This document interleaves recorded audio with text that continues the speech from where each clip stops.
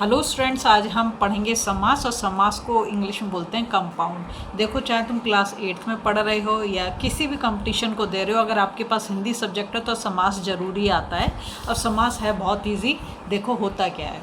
तो जब हम दो, इसमें जो तुम्हें मिलेंगे परस्पर संबंध रखने वाले दो या दो से अधिक शब्दों को मिलाकर, क्या बोल रहा है ये ध्यान देंगे, दो या दो से अधिक शब्दों को मिलाकर नया सार्थक शब्द, सार्थक का मतलब है मीनिंगफुल बनना चाहिए जो तुम्हारा शब्द बन रहा है, तो उसे मेल को हम समास बोलते हैं। वैसे अगर हम बोलें तो समास का जो वास्तविक अर्थ होता है संक्षेपीकरण। संक्षेपीकरण का मतलब क्या है, किसी चीज़ को हम शॉर्ट में लिखें, ठीक है। तो उसका मतलब जैसे यहाँ लिखा है चंद्र के समान मुख, अगर हम इसे समास में लिखना है तो हम लिखेंगे चंद्रमुख। तो देखो ये इतना बड़ा है चंद्र के समान मुख, और कितना सा लिख दिया चंद्रमुख में, ठीक है। अब समास की जब हम रचना करेंगे तो उसमें दो शब्द होंगे, मतलब दो पद होंगे। पद जो क्या होता है, शब्द को ही पद बोलते हैं, लेकिन जब शब्द किसी वाक्य में आता है तब हम उसे पद बोलते हैं, ठीक है।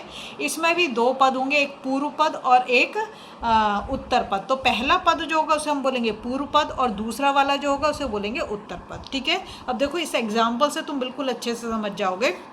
मैंने बताया कि समस्त पद कैसे बनेगा, बिल्कुल मैथ्स के फॉर्मूले की तरह। देखो यहाँ प्लस लगाया मैंने, यहाँ इक्वल साइन लगाया, पूर्व पद प्लस उत्तर पद इक्वल्स टू समस्त पद।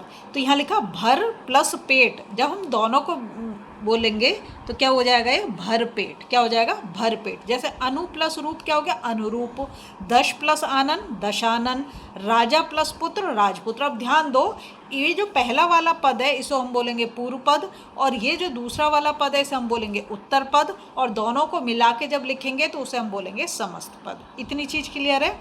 अब देखो इसके आगे दो तरीके से क्वेश्चन आता है। एक तो बोलता है वो समास दे देगा, तो मैं शब्द दे देगा समास विग्रह करने के लिए। विग्रह मतलब दोनों को अलग अलग करना है, ठीक है, उसे हम बोलते हैं समास विग्रह। तो जब समस्त पद के सभी पद अलग अलग किए जाते हैं उस प्रक्रिया को हम समास विग्रह कहते हैं। जैसे सीताराम, देखो बीच में क्या लगा रखा है, ये आइफन की तरह। तो इसको हम लिखेंगे, जब इसका समास विग्रह करेंगे, सीता और राम। कैसे लिखेंगे, सीता और राम, ठीक है। अब समास के भेद, कितने तरीके के समास होते हैं, तो जनरली जो समास होते हैं वो 6 तरीके के हैं, ठीक है। कितने भेद हैं, 6 हैं।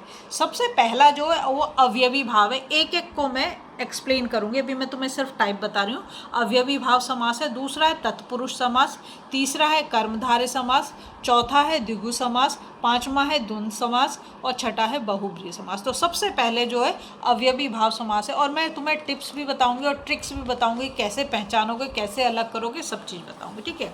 देखो, तो सबसे पहला जो अवयवी भाव समास है, इसमें क्या है, इसमें पहला शब्द प्रधान होता है। मतलब जो पहला वाला जो पद होगा वो क्या होगा, प्रधान होगा। प्रधान का मतलब मेन वो होगा। और समास से जो शब्द बनता है वह अव्यय होता है। अब ध्यान से समझो, यहाँ पे दे रखा आजन्म, यहाँ क्या दे रखा, आजन्म। पहले तो ये पता करना है कि अवयवी भाव समास को पहचानोगे कैसे। अवयवी भाव इसका नाम इसलिए पड़ा क्योंकि अव्यय से बना। अव्यय क्या होते हैं, जो अविकारी शब्द होते हैं, मतलब जो किसी के साथ भी हम लिखेंगे तो उसमें कोई भी चेंज नहीं आएगा, ठीक है। अविकारी शब्द होते हैं अव्यय। जैसे बोले प्रतिदिन, ठीक है, तथा, ये सब जो शब्द आते हैं ये अव्यय में आते हैं, ठीक है। तो यहाँ पर ये इसमें तुम 3 तरीके से इसको पहचान सकते हो। एक तो अव्यय आ जाए, ठीक है।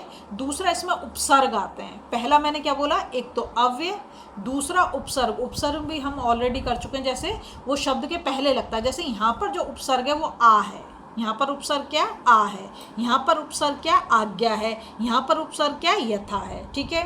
तो एक मैंने बताया, तो अव्यय आए, या तो उपसर्ग आए शब्द से पहले, या फिर कोई शब्द जो है रिपीट हो रहा हो। जैसे यहाँ पे लिखा हाथों हाथ, देखो हाथ हाथ 2 बार रिपीट हो गया, हाथों हाथ, ठीक है। यहाँ लिखा साफ साफ, बीचों बीच, रातों रात। यहाँ पर तुम देख रहे हो एक ही शब्द जो है रिपीट हो रहा है। तो ऐसे जो होंगे वो भी अवयवी भाव। तो 3 तरीके बताए मैंने तुम्हें पहचानने के, या तो अव्यय से बना होगा, ठीक है, अव्यय, या फिर उपसर्ग। उपसर्ग में भी कौन कौन सा उपसर्ग हो सकता, आ हो सकता है, बे हो सकता है ना, और तुम्हारा प्र हो सकता है, प्रति हो सकता है, सु हो सकता है, ये सब उपसर्ग हैं। उपसर्ग की भी मेरी एक वीडियो है, अगर आपको नहीं पता तो प्लीज़ उसे भी चेकआउट करें। तो जैसे आजन्म, इसका मतलब क्या है, जन्म से लेकर। और लेकिन जब हमें इसे बोलेगा समास विग्रह करने के लिए हम क्या लिखेंगे, आ प्लस जन्म, ठीक है। आमरण का मतलब क्या है, मरण पर्यंत। तो ये क्या, आ प्लस मरण, ये आ क्या है यहाँ पर, आ ये उपसर्ग है। यहाँ लिखा आज्ञा अनुसार, मतलब आज्ञा के अनुसार, क्या लिखा है, आज्ञा के अनुसार, तो आज्ञा प्लस अनुसार। यथा नियम, यथा नियम क्या मतलब है, नियम के अनुसार। जहाँ भी यथा लिखा हो के अनुसार लगा देना, उसके आगे क्या करोगे, ये दूसरे वाले शब्द को लिखोगे, उसके बाद के अनुसार लिखोगे। जैसे यथा शक्ति हो तो क्या लिख दोगे, शक्ति के अनुसार। यथा नियम तो क्या है, नियम के अनुसार, ठीक है। अगर यथा सामर्थ्य आ जाए तो सामर्थ्य के अनुसार। बहुत ईजी है, और तुम ये यथा से पहचान भी लोगे कि कौन सा समास है, अव्ययी भाव है, ठीक है। प्रतिदिन, तो यहाँ पर जो हमारा उपसर्ग है वो प्रति है, प्रतिदिन, प्रतिवर्ष, ठीक है। ये प्रतिवर्ष हो गया। हाथों हाथ में तुम क्या देख रहे हो कि ये शब्द रिपीट हो रहा है, हाथों हाथ, ठीक है।